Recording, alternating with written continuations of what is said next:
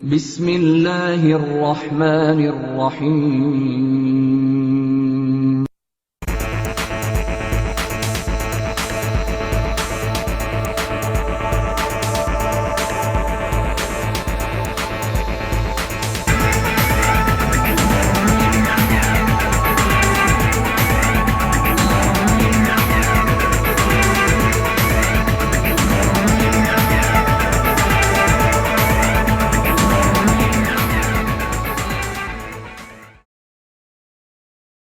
بسم اللہ الرحمن الرحیم. السلام علیکم and welcome students. Lecture number 11. آج ہم اس لیکچر میں اپنی اس ویڈیو کے ساتھ حاضر ہیں. جیسا کہ آپ جانتے ہیں کہ گزشتہ 2 لیکچر سے ہم ڈیمپڈ آسکیلیشن والا ٹاپک ڈسکس کر رہے ہیں. تو آج بیٹا ہم اس ٹاپک کا لاسٹ پارٹ لے کے چلیں گے جس کا نام ہے ایپلیکیشن آف ڈیمپڈ آسکیلیشن، یعنی ڈیمپڈ آسکیلیشن جس میں آپ نے یہ پڑھا تھا کہ کسی ریزسٹیو فورس یعنی کسی فرکشنل فورس کی وجہ سے وائبریٹری موشن کے دوران جب آہستہ آہستہ ایمپلیٹیوڈ میں کمی آتی رہتی ہے تو ایسی آسکیلیشن کو ہم ڈیمپڈ آسکیلیشن کا نام دیتے ہیں. ٹھیک ہے. ڈیمپڈ آسکیلیشن جب ہوتی ہے تو اس کے ایٹ دی اینڈ فائنلی آسکیلیشن بالکل کم ہوتے ہوتے زیرو پہ چلی جاتی ہے. جب اس کی میکینیکل انرجی بالکل زیرو ہو جائے گی تو وہ آسکیلیشن بھی زیرو ہو جائے گی، یعنی کہ وہ بالکل رک جائے گی. ٹھیک ہے. اس کا مطلب یہ ہے کہ بیسیکلی جو فرکشنل فورس ہوتی ہے وہ اس انرجی کو لوز کرتی ہے، اور اس انرجی کے لوز ہونے کی وجہ سے ڈیفینیٹلی اس میں کمی آتی ہے اور بالآخر وہ بالکل زیرو تک چلی جاتی ہے. ٹھیک ہے. تو آج ہم ڈیمپڈ آسکیلیشن کا جو ہم نے ایک فینامنا اس دن ڈسکس کیا تھا، آج ہم اس کی اپلیکیشن پہ بات کریں گے. ٹھیک ہے. تو بیٹا سٹارٹ کرتے ہیں آج کا ٹاپک. دیکھیں جی، آج ہم نے جو بات کرنی ہے وہ ہے جی شاک ایبزاربرز ان کار. ٹھیک ہے. عموماً بیٹا جو شاک کا ورڈ ہم یوز کرتے ہیں اس کا مطلب ہوتا ہے جھٹکا. عموماً جب آپ دیکھیں، جب آپ گاڑی پہ سفر کرتے ہیں تو آج کل پاکستان کے روڈز کی حالت تو آپ کو پتہ ہی ہے.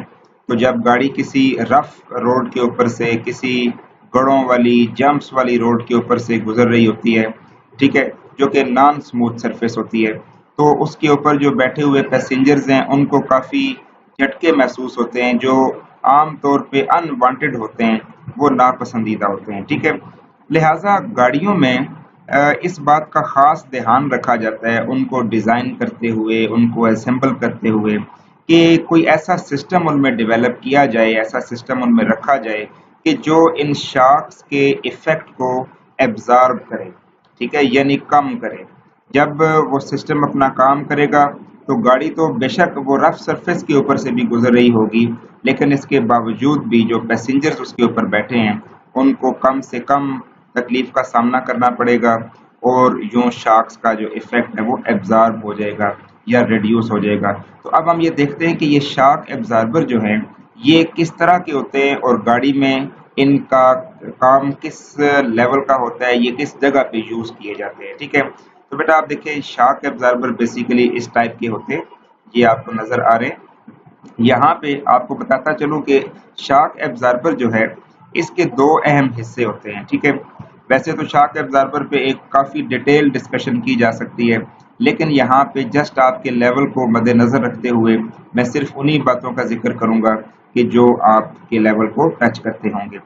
تو یہاں پہ جو بیسک اس کے 2 پارٹس ہیں ان میں ایک ہے جی یہ سپرنگ. یہ آپ کو ایک کوائل سپرنگ نظر آ رہا ہوگا. ٹھیک ہے. یہ سپرنگ ہوتا ہے جو کہ ایکسٹرنل لیول پہ اس کو یوز کیا جاتا ہے، باہر کی طرف اس کو یوز کیا جاتا ہے. لیکن اگر آپ اس کے اندر دیکھیں گے تو یہ جو حصہ ہے، ٹھیک ہے، یہ جو آپ کو ایک گولڈن سا ایک یہاں پہ نظر آ رہا ہے اور اوپر یہ بلیک، یہ اس کو کہتے ہیں پسٹن. ٹھیک ہے. یہ جو پسٹن ہے جب یہ اپنا کام کرتا ہے، شاک ایبزاربر جب اپنا کام کرتا ہے تو یہ پسٹن جو ہے یہ پریس ہوتا ہے. ٹھیک ہے. ایک خاص حد تک یہ پریس ہو جاتا ہے، اور جیسے ہی وہ پریس ہوگا تو پریس ہونے کے بعد اب جو سپرنگ ہے یہ اب اپنا رول پلے کرے گا، اور سپرنگ ایک دم سے اس کو واپس اوپر کی طرف لے کے آئے گا، ریسٹور بیک کرے گا. ٹھیک ہے. عموماً یہ جو شاک ایبزاربر ہوتے ہیں یہ بیٹا گاڑی کے جو ویلز ہوتے ہیں ان ویلز کے ساتھ ہی اندر والی سائڈ پہ یوز کیے جاتے ہیں. کبھی اگر آپ کو اس چیز کا اتفاق ہو تو آپ گاڑی کے ویل کے ذرا سا اندر جھانک کے دیکھیں گے تو آپ کو یہ ضرور شاک ایبزاربر وہاں پہ باہر سے نظر آئیں گے. ٹھیک ہے, تو یہ جو شاک ایبزاربر ہیں ان کا جو بیسک پرپز ہے وہ تو آپ نے سن لیا. اب تھوڑا سا ہم اس کے فنکشن پہ بات کر لیتے ہیں کہ یہ کام کس طرح سے کرتا ہے. ٹھیک ہے جی بیٹا, اب ہم یہاں پہ ایک یہ ڈائیگرام لیتے ہیں. یہ بیسیکلی شاک ایبزاربر کی ہی ڈائیگرام ہے, اور اس میں سپرنگ جو ہے وہ نہیں دکھایا گیا آپ کو, بلکہ سپرنگ کے جو اندر پسٹن والا اس کا پارٹ ہوتا ہے اس کو مزید کلیئرلی یہاں پہ دکھایا گیا ہے. ٹھیک ہے, بیسیکلی اب ہوتا یہ ہے کہ جب گاڑی کسی جمپ کے اوپر سے گزرتی ہے تو چونکہ گاڑی کے اوپر کافی زیادہ لوڈ ہوتا ہے, اس کے اوپر کافی وزن ہوتا ہے, تو اس وزن کی وجہ سے یہ جو شاک ایبزاربر ہے اس کا یہ جو پسٹن ہے یہ ڈاؤن ورڈ یعنی کہ نیچے کی طرف جو ہے وہ پریس ہو جاتا ہے. اس کو ہم کمپریشن پوزیشن بولتے ہیں, کہ یعنی وہ کمپریس ہو جاتا ہے, دباؤ کی کیفیت میں آ جاتا ہے ڈیو ٹو دا لوڈ. یہ جو اوپر والا حصہ ہے یہ والا, یہاں پہ اس کے اوپر یہ گاڑی کی تمام باڈی ہوتی ہے. ٹھیک ہے, اس کے اوپر گاڑی کی تمام باڈی ہوتی ہے. اٹس مین کہ یہ گاڑی کے اوپر رکھا ہوا سارا وزن جو ہے یہ وہ اس کے اوپر آ رہا ہوتا ہے. ٹھیک ہے, اس پسٹن کے اوپر. تو جیسے ہی گاڑی کسی جم سے گزرتی ہے تو یہ ایک دم سے پریس ہو جاتا ہے. ٹھیک ہے, تو اب جب یہ پریس ہو جائے گا تو آپ کو پتا ہے کہ سپرنگ بھی لگا ہوا ہے. ٹھیک ہے, سپرنگ یہاں پہ نظر تو نہیں آ رہا, لیکن پچھلی سلائیڈ میں آپ نے سپرنگ بھی دیکھا کہ وہ بھی اس کا بڑا اہم حصہ ہوتا ہے. تو جیسے ہی یہ نیچے پریس ہوتا ہے تو سپرنگ کے اندر کیونکہ الاسٹیسٹی ہوتی ہے, آپ کو پتا ہے کہ اگر سپرنگ کو دبایا جائے تو وہ واپس اپنی پہلے والی پوزیشن پہ اوپر آنے کی کوشش کرتا ہے. تو یہ جو سپرنگ ہے یہ یہاں سے ایک دم سے اوپر کی طرف آنے کی کوشش کرے گا.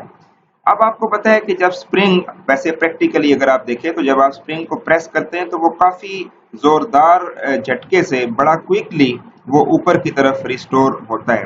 اب اگر یہاں پہ یہ سپرنگ اتنے زور سے اوپر کی طرف واپس گیا تو ڈیفینیٹلی جو اس کے اوپر لوڈ ہوگا وہ بھی کافی زور سے اوپر کی طرف موو کرے گا. مینس کہ پیسنجرز بھی اگر بیٹھے ہیں تو وہ کافی زور سے اوپر کی طرف موو کریں گے.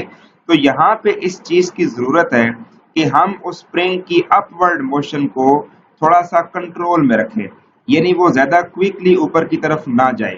اب اس مقصد کو حاصل کرنے کے لیے یہ جو پسٹن ہے اس میں یہ آپ کو آئل نظر آ رہا ہوتا ہے, یہ اس کے اندر آئل ہم نے استعمال کیا ہوا ہوتا ہے. ٹھیک ہے, یا گریس یا آئل آپ اس کے اندر یوز کرتے ہیں. اس کا کام یہ ہوتا ہے کہ یہ فرکشن کو تھوڑا سا انکریز کرے.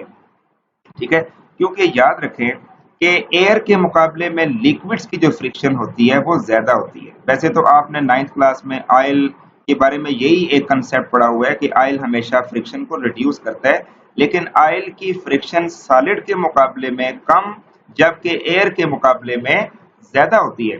اگر یہاں پہ آئل نہ ہوتا تو ڈیفینیٹلی ادھر ایئر ہوتی, تو ایئر کی فرکشن تو کم ہوتی ہے. جب ہم آئل یوز کر دیں گے تو اب تھوڑی سی فرکشن زیادہ ہو جائے گی. اور یہ فرکشن زیادہ ہم کیوں کر رہے ہیں, کیونکہ ہم ڈیمپڈ آسکیلیشن کو یہاں پہ جنریٹ کرنا چاہ رہے ہیں. ٹھیک ہے, تو اب جب یہ آئل اس میں ڈال دیا جائے گا تو اب اس کا فائدہ یہ ہوگا کہ جب یہ پسٹن اور ساتھ سپرنگ جب یہ اوپر کی طرف موومنٹ کریں گے تو فرکشن کی وجہ سے ان کی موومنٹ زیادہ کوئک نہیں ہوگی, بلکہ وہ بڑی سٹیڈی موشن, بڑے آرام سے وہ اوپر کی طرف موو کرے گی, جس کی وجہ سے جو شاکس کا ایک ایفیکٹ تھا وہ کافی حد تک ریڈیوس ہو جائے گا. تو آپ یہاں پہ اس شارٹ سی اینیمیشن میں چیک کریں کہ یہ پسٹن اوپر اور نیچے کس طرح سے موو آؤٹ کرتا ہے. ٹھیک ہے, تو یہ آپ دیکھ سکتے ہیں کہ یہ پسٹن ہے جو کہ یہاں سے یہ موومنٹ کر رہے ہیں, اوپر اور نیچے کی طرف موومنٹ کر رہے ہیں. یہ صرف آپ کو پسٹن کا جو ایریا ہے بیٹا صرف وہی دکھایا گیا ہے. ٹھیک ہے, تاکہ آپ کو سمجھ آ جائے کہ یہ پسٹن نیچے اور اوپر کی طرف موو کیسے کرتا ہے. تو یہ تھا بیٹا شاک ایبزاربر میں فرکشن کا ایک استعمال, اور فرکشن چونکہ ڈیمپڈ آسکیلیشن پروڈیوس کرتی ہے تو اس لیے یہ ایپلیکیشن ہے ڈیمپڈ آسکیلیشن کی. ٹھیک ہے, اب آپ ایک لاسٹ میں ایک ویڈیو غور سے دیکھیں جس میں آپ کو یہ نظر آئے گا کہ جب گاڑیاں موو کرتی ہیں کسی نان سموتھ سرفیس پہ, کسی رف سرفیس پہ سے جب وہ موو کرتی ہیں تو وہ کس طرح سے یہ شاک ایبزاربر اپنا کام کر رہے ہوتے ہیں. ٹھیک ہے, آپ یہ دیکھ سکتے ہیں یہ گاڑی ہے یہاں سے موو کر رہی ہے، تو یہ اس کے شاک ابزاربر ہیں جو upward and downward movement کر رہے ہیں، ٹائر کے ساتھ بالکل لگے ہوئے، ٹھیک ہے. تو ان کا کام ہوتا ہے کہ یہ گاڑی کے جو شاکس ہیں ان کے ایفیکٹ کو کم کریں. یہاں پہ بھی آپ دیکھیں یہ گاڑی کا جب ویل کسی رف سرفیس سے گزرتا ہے تو یہ شاکس اپنا کام یہاں پہ کرتے ہیں، ٹھیک ہے. تو بیٹا یہ تھا ہمارا آج کا لیکچر جس میں آپ نے شاک ایبزاربر کو ڈسکس کیا. امید کرتا ہوں کہ آپ پوائنٹس کو کلیئر کر چکے ہوں گے. اس کے ساتھ ہی میں آپ سے اجازت چاہتا ہوں. اپنا خیال رکھیے گا. السلام علیکم.